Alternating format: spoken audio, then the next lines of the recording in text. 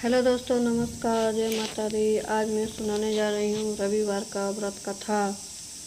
प्राचीन काल में एक बुढ़िया थी। वह नियमित रूप से रविवार का व्रत करती थी। एक रविवार के दिन सूर्य से पहले उठकर बुढ़िया स्नान से निवृत्त होकर आंगन को गोबर से लिपती और स्वच्छ करती। तपोरांत सूर्य भगवान की पूजा तथा कथा सुनकर सूर्य भगवान को भोग लगाती। दिन में एक समय भोजन करती। इसी तरह रविवार का व्रत करती थी। सूर्य भगवान की कृपा से बुढ़िया को किसी प्रकार की चिंता व कष्ट नहीं था। उनका घर धन धान से भरा हुआ था। बुढ़िया को सुख देखकर उसकी पड़ोसन बहुत उससे जलती थी। बुढ़िया रोजाना पड़ोसन के आंगन में बंधी गाय का गोबर लाती और अपना घर लिपती थी। शनिवार के दिन रात को पड़ोसन ने अपनी गाय को घर के भीतर बांध दिया ताकि बुढ़िया अपना घर न लीप सके, और रविवार को गोबर न मिलने पर बुढ़िया अपना आंगन न लीप सकी। और आंगन न लीपने के कारण उस बुढ़िया ने सूर्य भगवान को भोग भी नहीं लगाया और उस दिन स्वयं ही भोजन नहीं किया। सूर्य अस्त होने पर बुढ़िया भूखी प्यासी सो गई।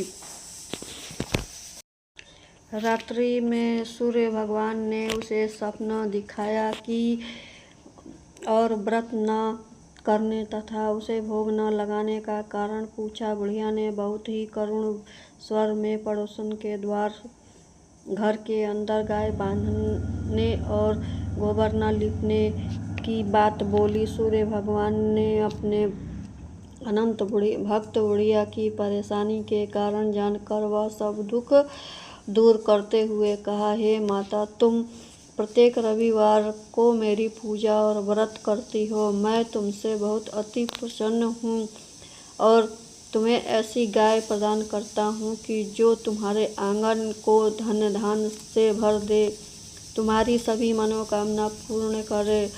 स्वप्न में उस बुढ़िया को ऐसा वरदान देकर सूर्य भगवान अनंत धान हो गए। प्रातः काल सूर्य उदय से पूर्व उस बुढ़िया की आंखें खुल गईं तो वह अपने घर के आंगन में एक सुंदर गाय और बछड़े को देखकर वह हैरान हो गई। गाय को आंगन में बांधकर उसने जल्दी से उसे चारा खिलाया। पड़ोसन ने उस बुढ़िया के आंगन में बंधी सुंदर गाय को देखकर बछड़े को देखती रही तो उसने अपने अधिक जलने लगी और गाय ने सोने का गोबर किया। गोबर को देखते ही पड़ोसन की आंखें फट गई। पड़ोसन ने उस बुढ़िया को आसपास न पाकर तुरंत उसे गोबर को उठाया और अपने घर में लाई और अपने गोबर को वहां रख दिया। सोने का गोबर पड़ोसन कुछ ही दिनों में धनवान हो गई। गाय प्रतिदिन सूर्य उदय से पूर्व सोने का गोबर करती और बुढ़िया के उठने से पहले पड़ोसन उस गोबर को उठा ले जाती थी। बहुत दिनों तक बुढ़िया ऐसे सोने का गोबर को बार बार कुछ पता नहीं चला। बुढ़िया पहले की तरह वह रविवार को भगवान सूर्य देव का व्रत करती और कथा सुनती थी। सूर्य भगवान को जब पड़ोसन की चालाकी पता चला तो उन्होंने एक दिन तेज आंधी चलाई। आंधी का प्रकोप देखकर बुढ़िया ने अपनी गाय को भीतर बांध दिया और पड़ोसन सोने का गोबर न ले जाकर वह सुबह उठकर देख रही है कि उसे बहुत आश्चर्य हुआ। उस दिन के बाद बुढ़िया गाय को भीतर बांधने लगी सोने का गोबर से कुछ ही दिनों तक वह बुढ़िया बहुत धनी हो गई।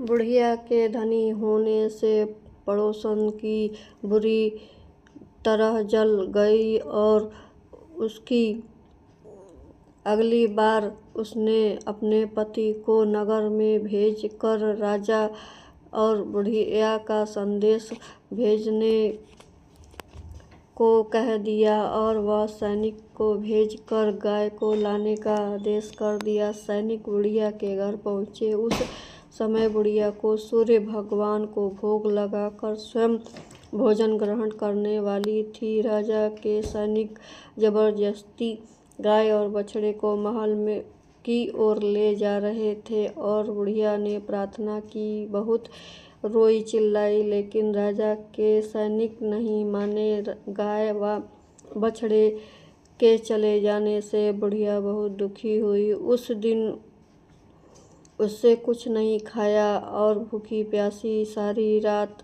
सूर्य भगवान को गाय व बछड़े को लौटने का प्रार्थना कर रही थी। गाय को देखकर राजा बहुत खुश हुआ। सुबह जब वह राजा के सोने का गोबर देखकर वह आश्चर्य का ठिकाना न रहा।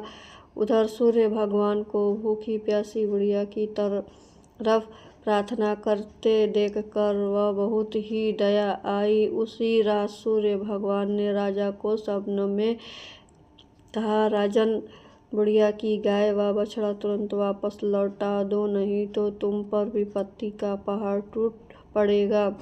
राजा ने राज्य में भूकंप आ जाएगा, तुम्हारा कल महल नष्ट हो जाएगा। सूर्य भगवान के स्वप्न से बुरी तरह से भयभीत राजा ने उठते ही गाय और बछड़े को बुढ़िया को लौटा दिया। राजा अपनी तरफ से वह बहुत सारा धन देकर अपनी गलती के लिए क्षमा मांगी। राजा ने पड़ोसन और उसके पति को इस धृष्टता से दंड भी दिया।